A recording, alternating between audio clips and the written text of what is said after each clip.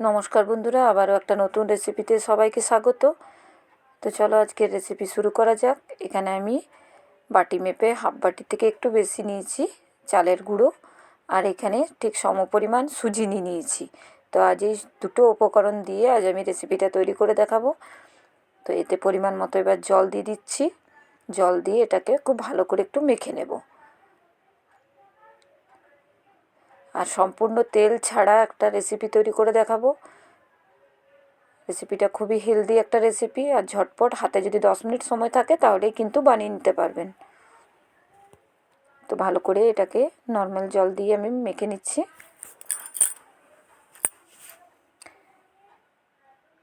ভালো করে একটু মিশিয়ে নিচ্ছি। এটা কিছুক্ষণের মধ্যে কিন্তু ফুলে যাবে অনেকটা।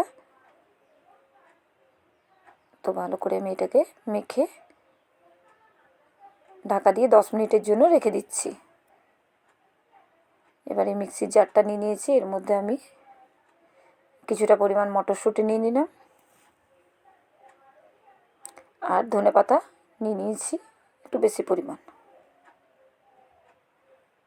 দিয়ে এবার একটা কাঁচা লঙ্কাও দিয়ে দিলাম। একটু বেশি ঝাল খেতে পছন্দ করলে সেক্ষেত্রে লঙ্কার পরিমাণটা একটু বাড়িয়ে দেবেন।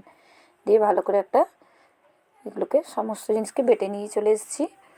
এবার 10 মিনিট পর দেখাচ্ছি আমি। দেখুন কতটা শুকনো হয়ে গেছে, জলটা ছিল সেটা একদম শুকনো হয়ে গেছে। এবার এর মধ্যে মটরশুঁটি যেটা বেটে রেখেছিলাম সেটা দিয়ে দিচ্ছি। দিয়ে ভালো করে মিশিয়ে নেব। আর একটু জল অ্যাড করব এখানে, কারণ একদম শুকনো হয়ে গেছে আমার। তো জল দিয়ে এবার ভালো করে একটু মেখে নেব।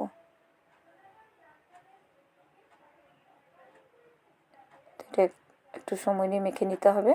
এভাবে মাখাটা যতটা ভালো হবে রেসিপিটা তৈরি হবে কিন্তু ততটাই ভালো। তো এবার এতে পরিমাণ মতো নুন দিয়ে দিলাম, আর এখানে একটু ভাজা জিরের গুঁড়ো দিলাম। এগুলো চাইলে দেবেন, এতে করে কিন্তু খেতে ভালো লাগবে। আর একটু জোয়ান দিলাম। দিয়ে সমস্ত উপকরণ খুব ভালো করে এভাবে মিশিয়ে নেব।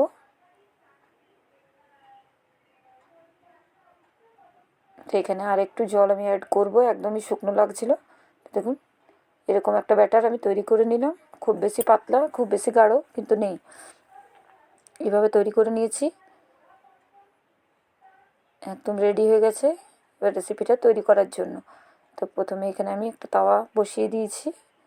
তো দেখুন প্রথমে একটু তেল দিলাম, একদমই অল্প তেল দিয়েছি। দিয়ে ভালো করে এভাবে তেলটাকে ব্রাশ করে নিলাম তাওয়াটার মধ্যে। তো এই প্রথমবারই আমি তেলটা ব্যবহার করলাম, পরেরগুলো করার সময় কিন্তু আর আমি কোনো রকম তেল ব্যবহার করব না। এবার এর থেকে 1 হাতার মতন ব্যাটার তুলে এভাবে একটু ছড়িয়ে দেব।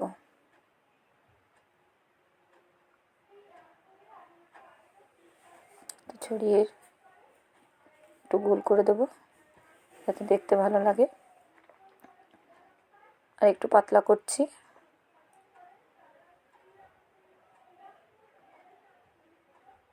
আর একটু এভাবে গুঁড়িয়ে দিলাম। তো এভাবে তৈরি করে নিলাম। এবার এটাকে ঢাকা দিয়ে দেবো 2 মিনিটের জন্য। গ্যাসের ফ্লেমটা কম করে ঢাকা দিয়ে এটা করে নিচ্ছি আমি। দেখুন উপরের দিকটা হয়ে গেছে অনেকটাই। এবার উল্টে দেখিয়ে দিচ্ছি আমি। আর একদম সহজভাবে কিন্তু তাওয়াটা ছেড়ে আসছে। আর ভালো লাগলে লাইক কমেন্ট করতে ভুলবেন না। অবশ্যই চ্যানেলটিকে সাবস্ক্রাইব করার অনুরোধ রইল সকলকে। যে সকল বন্ধু ফেসবুক থেকে দেখছেন অবশ্যই পেজটা ফলো করার অনুরোধ রইল। তো এইভাবে উল্টে পাল্টে একটা আমার রেডি হয়ে গেল। এবার দ্বিতীয়টাও করে নেব। তো তাওয়ার মধ্যে আর আমি কোনো কিছু দেবো না, তেল বা অন্য কিছু। তার উপরেই কিন্তু আমি এবার দিয়ে তৈরি করে দেখিয়ে দিচ্ছি। আরও 1 হাতা ব্যাটার এভাবে দিয়ে দিলাম, দিয়ে আবারও এইভাবে ছড়িয়ে দিচ্ছি।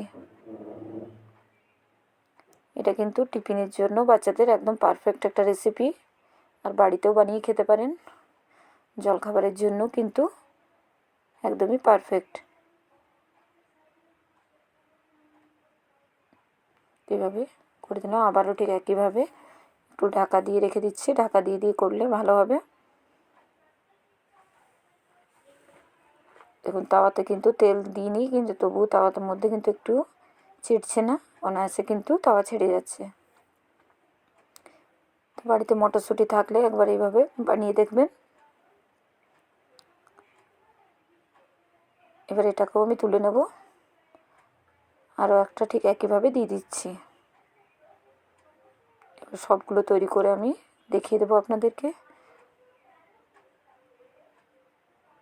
এইভাবে আবারও এটাকেও গোল করে দিলাম। তো সবগুলো নিয়ে চলে আসছি। এই যে সব কটা আমার তৈরি হয়ে গেছে। দেখুন কতটা সুন্দর হয়েছে আর কতটা নরম হয়েছে, দেখলেই বুঝতে পারবেন যে মাত্র 10-15 মিনিট হাতে সময় থাকলে কিন্তু অনায়াসে রেসিপিটা তৈরি করে নিতে পারবেন। আর বাচ্চাদের টিফিনে দেওয়ার জন্য তো একদম পারফেক্ট একটা রেসিপি। এটা সস দিয়ে কিন্তু খুব ভালো লাগবে খেতে। তো দেখুন তলার দিকটাও কতটা সুন্দর হয়েছে, দেখেই বুঝতে পারছেন।